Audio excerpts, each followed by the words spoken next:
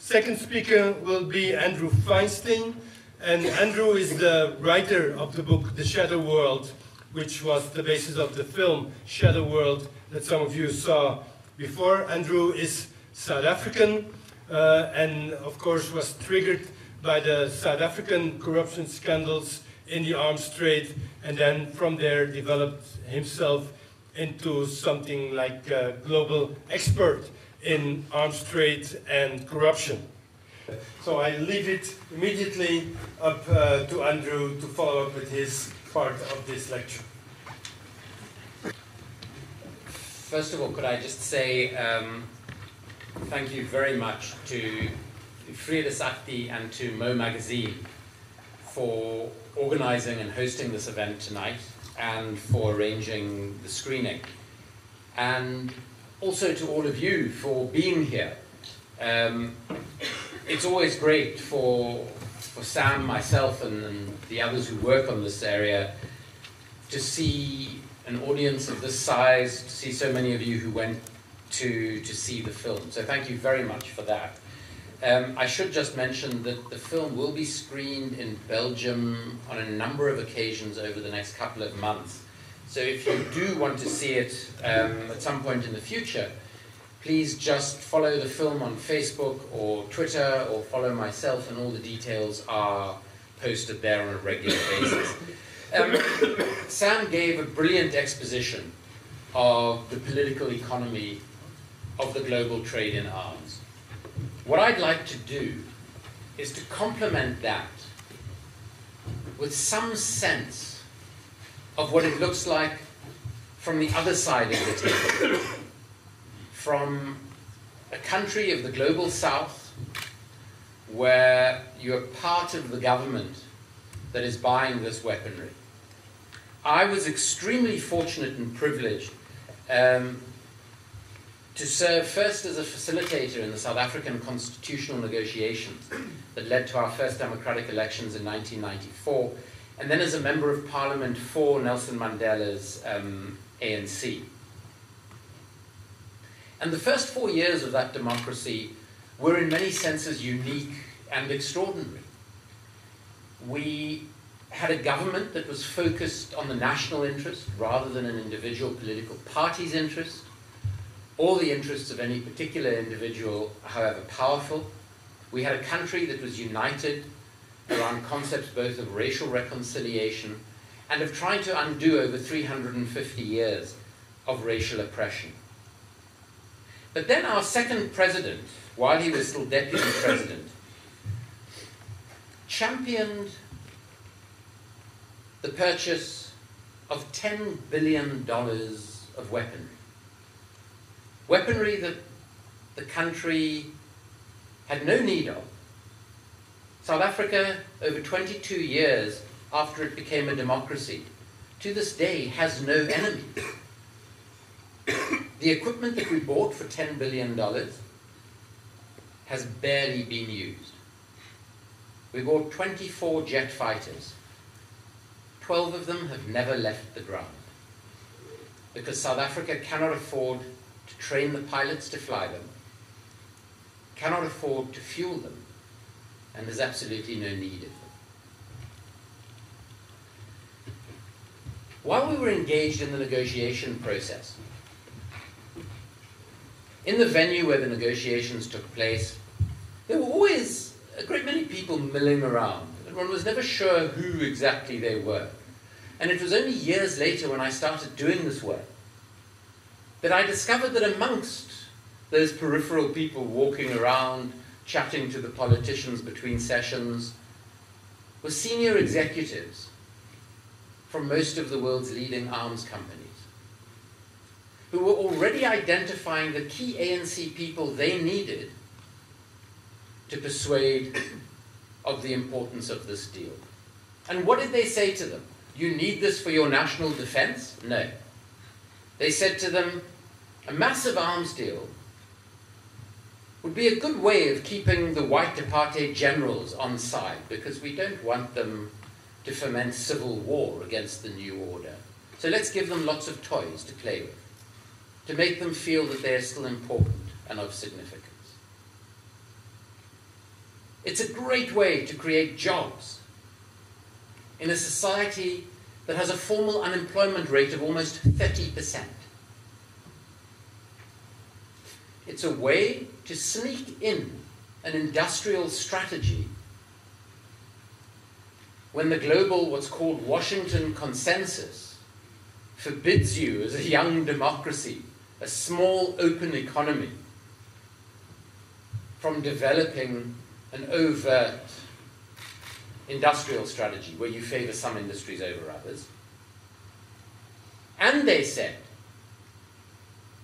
you, as a political party, the ANC, the leader of the liberation of South Africa, are going to lose all your money because the Soviet Union no longer exists. Sweden and other Scandinavian countries are going to stop giving you money because you're now a fully fledged political party seeking power. It's a great way to fund your political party, and it's a great way for individuals in that party to get rich. $300 million of bribes were paid on the South African arms deal. To senior politicians, to senior officials, including the most senior military person in the country, the head of procurement in the armed forces, the defense minister, the minister of public enterprises, various officials, and many of these were my political comrades and colleagues. 5 European countries were involved in the deal, most prominently the United Kingdom and Germany, with significant involvement from Italy, France, and Sweden as well. The most egregious of the deals was one by BAE and Saab, where our defense minister, in his infinite wisdom, couldn't understand why the South African Air Force publicly stated that they didn't want the option that BAE and Saab had proposed to them. They wanted an Italian jet that was 2.5 times cheaper than BAE and Saab's offer.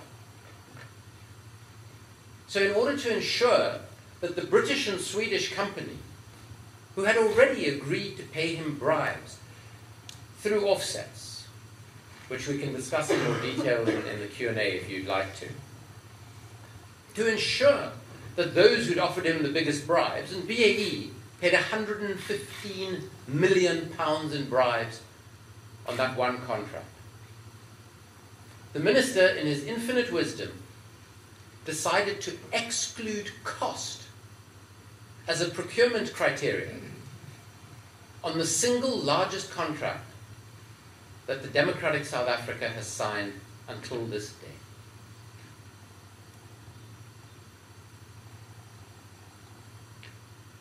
You know, often it's said that corruption is a victimless crime. Who does it hurt if a few Saudi princes get paid billions of pounds by the British taxpayer? Or if British political parties land up getting massive campaign contributions from BAE Systems and Rolls-Royce? Let me give you an example of just how far from the truth that is.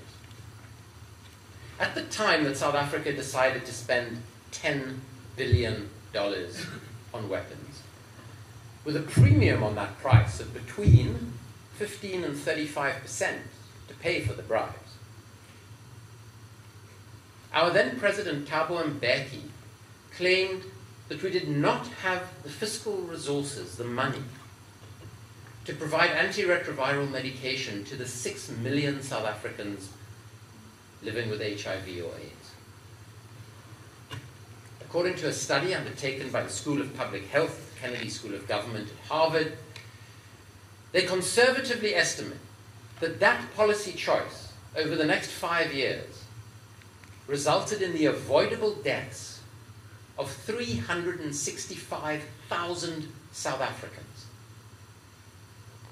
52,000 babies were born HIV positive every year of those 5 years because we wouldn't provide mother-to-child transmission treatment.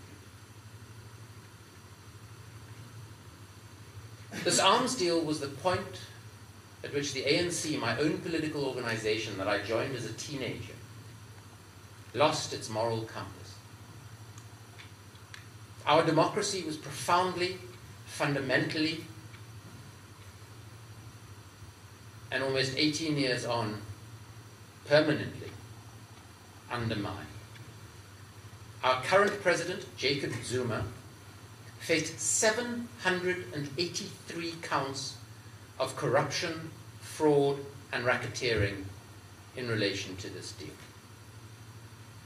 The charges were dropped 3 weeks before he was elected president. 3 weeks after he was elected, the prosecutor who dropped the charges was made a High Court judge. Today, the ANC and the South African government at every single level, from top to bottom, is riven by corruption.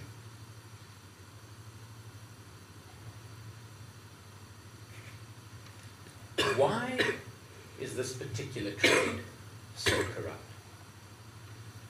Sam gave some of the reasons, and there's some good technical explanations. Joe Rober, a former oil intermediary, retired, went to work at Transparency International, started researching corruption in the global oil business, but found that in the middle of all these oil deals, there were weapons transactions, and that most of the corruption in the deals seemed to be taking place in the weapons part of the transaction. He gained access to some very interesting material from various intelligence agencies he'd worked with while an oil intermediary, and concluded that the arms trade accounts for around 40% of all corruption in world trade, despite its relatively small size, as Sam mentioned. Claire Short, in the film, a cabinet minister at the time of Tony Blair's prime ministership, suggested, if this is all being done for corruption, why don't we just forget about the weapons and pay the bribes? It'll actually be cheaper. She also stated that Tony Blair never saw an arms deal that he didn't like. To put it very simply, the reason that this trade is so profoundly and systemically corrupt is not because of a few rotten apples. It's part of the DNA, the structure of this trade. There are a small number of huge deals every year, worth billions, sometimes tens of billions of dollars. Because of the technical nature of the trade, very few people are involved in the decision-making process about who we buy from and what we buy. And everything that happens in this process is protected by national security imposed secrecy. Which is why, as Sam mentioned, those who operate in this trade seem to operate in a parallel legal universe to the rest of us. It doesn't matter how much corruption is involved, they seem to have legal impunity. Their political bosses come to the party to close down any investigations that could threaten them. In the deal that Sam referred to, the Al Yamamah deal between the UK and Saudi Arabia, the Metropolitan Police in the United Kingdom estimated that £6 billion of commissions, the vast majority of which were what you and I understand as bribes, were paid on that deal, including over £1 billion into the account of the then Saudi ambassador to Washington, the son of the then defense minister. Ironically, some of that money found its way from his account in Riggs Bank, opposite the White House in Washington, into the account of his wife, and into the accounts of two of the 9/11 hijackers. The other reason that this trade is so profoundly corrupt is its intersection with the state and with the political process. So not only is the trade a key component of national security and defense, it is also an important tool of foreign policy. So the companies and the individuals involved in the trade have very close relationships with those at the upper echelons of the state, both elected and officials, creating what has been referred to in the States as the revolving door, in which people move on an almost continual basis between the state, the military, ministries of defense, the intelligence services, very importantly, and the defense companies. This happens not on quite the scale as in the US and the UK, but on a scale that has become more and more worrying over the last 13 to 14 years. As important as that is the fact that these companies make both legitimate and illicit payments to political parties and sometimes to individual politicians. In the book on which the film is based, The Shadow World, which is what myself and colleagues put together a few years ago to try and reflect on the systemic nature of the global arms trade that had so undermined the democratic South Africa, we give the case of Helmut Kohl in Germany, the chancellor who reunited East and West. For 17 years, Kohl funded his political party, the Christian Democratic Union, primarily on the proceeds of licit and illicit arms deals. Not a lot has changed in many parts of the world. And it's that political dimension that is so important when we think about impunity. Not just in the case of BAE Systems, but just a few weeks ago, Rolls-Royce, that like BAE, had been running an extraordinary global system of corruption and money laundering around the world. They were operating through intermediaries or agents in at least 17 countries around the world, paying millions and millions of pounds in bribes. Late last year, it became clear that the United Kingdom's Serious Fraud Office wanted to prosecute them. So the senior executives visited 10 Downing Street, the home of the British Prime Minister. In January of this year, the Serious Fraud Office settled with Rolls-Royce.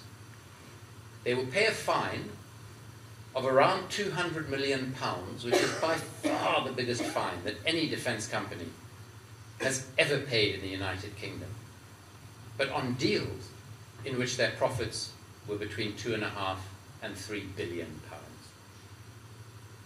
Some people refer to it as the cost of doing business. In the book Indefensible, which we at Corruption Watch, together with the World Peace Foundation, where Sam is based, have put together, we set out the 7 myths about the global arms trade.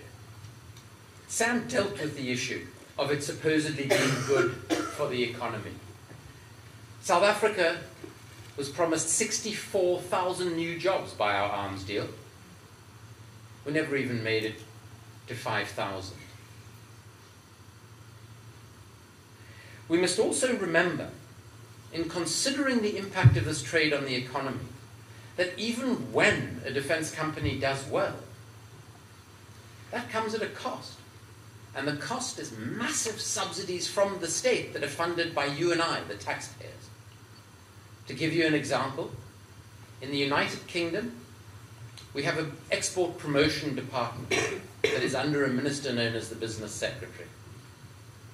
More than 2/3 of the marketing and export promotion staff in that office work exclusively on promoting the British defence sector, which, as Sam mentioned, accounts for around 1% of British GDP. In addition to which, research and development is significantly subsidized by the state, and recently the EU took the decision for the first time to start providing subsidies to European defense companies. So more of our tax money is now going to these companies. But at least it makes us more secure. One quick example. Setting aside the F-35, what I describe as the trillion-dollar turkey, which failed its first 14 test flights, which Pierce Sprague, who's in the film and was the key aerospace designer at the Pentagon on the F-16, said, the only good thing about the F-35 is the only people whose lives it's going to endanger are its test pilots. So bad a plane is it technically. After 9/11, the United States of America identified a glaring weakness in Homeland Security, which was the US Coast Guard, which was ill-equipped and ill-prepared to deal with the sort of terrorist threat that led to 9/11. So an $11 billion contract was given to Lockheed Martin, the biggest defense company in the world, to re-equip the US Coast Guard. 10 years later, they had produced one seagoing vessel, at least in theory. When the one literal combat ship that they had produced was launched, its hull immediately cracked on entering the water. $11 billion down the drain, and the Coast Guard was no better equipped than it had been 10 years earlier at the time of 9/11. So inappropriate equipment, because we go for the stuff where the biggest bribes are paid. Equipment that is delivered late, that is faulty, massively over budget. That's the standard. And what about the blowback? The best example of which is obviously, besides the Prince Bandar money landing up in Al-Qaeda accounts, Afghanistan, where the United States of America weaponized and financed the Mujahideen who were fighting the Soviet Union. And when 9/11 happened, the American politician who had been most behind that program of funding and weaponizing what he called his Muj, stood on his balcony overlooking the Potomac River in Washington, D.C., as a plane went into the Pentagon. He said, "Oh God, those are my Muj." The very people they had financed and weaponized were some of the key people who created the Taliban and Al-Qaeda. And today, the situation across Syria and Yemen is little different. There is at least one group with whom the West is allied in Syria, but with whom they are at war in Yemen. The same group. So they provide weapons and money to it in the one conflict, but are fighting the same people in another conflict. In addition to which, let me end by reminding you of what is happening in Yemen. A Saudi Arabian coalition has led airstrikes since March of 2015 on the country, in which over 10,000 people have been killed, at least 4,000 of whom are innocent civilians. According to the UN, at least 1/3 of all targeted airstrikes have hit civilian targets. Schools, hospitals, places of worship, agricultural land, with British advisors assisting the Saudis on their targeting. The United States of America, the United Kingdom predominantly, as well as a lot of other countries to a much smaller extent, including Belgium, are enabling that dreadful calamity to continue. The United Kingdom has sold over £3.3 billion worth of weaponry to Saudi Arabia since March of 2015 that has been used in the bombing of Yemen. Currently, there is a legal review in the British High Court in which the Campaign Against Arms Trade, the British equivalent of Vredesakte, if you will, have argued that the British government is violating British law, let alone international law, international humanitarian law, the rules of war, the International Arms Trade Treaty, the EU Common Position on Exports, by exporting equipment to Saudi Arabia for use in Yemen. We will hear the outcome of that court case in late March, early April. But it is the tragedy of Yemen, even more than the socio-economic costs,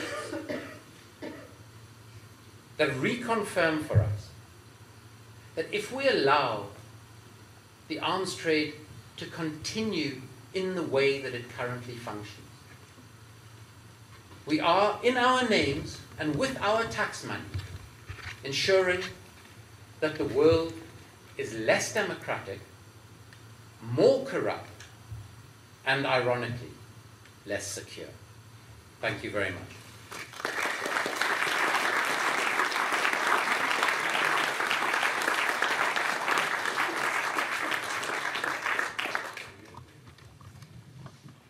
Thank you, Andrew, for this introduction, starting from your